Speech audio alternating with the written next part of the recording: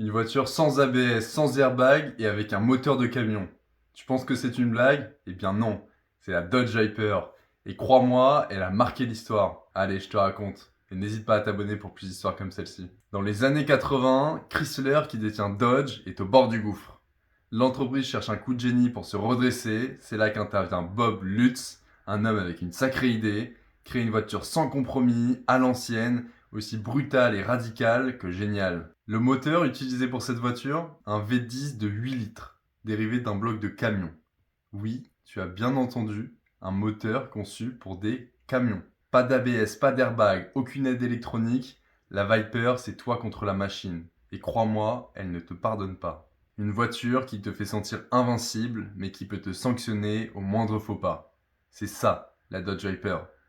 Elle récompense les pilotes talentueux, mais humilie ceux qui la sous-estiment.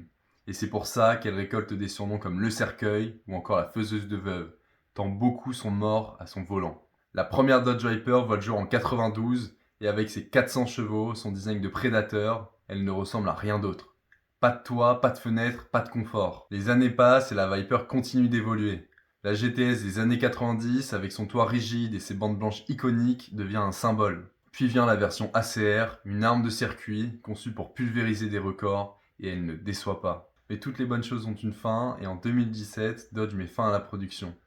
La Viper tire sa révérence, mais son esprit continue de hanter les circuits et les garages de passionnés. La Dodge Viper, c'est l'histoire d'un rêve américain, d'une audace folle et d'une voiture qui exige tout de son conducteur. Et toi, oserais-tu dompter une Viper? Dis-le moi en commentaire.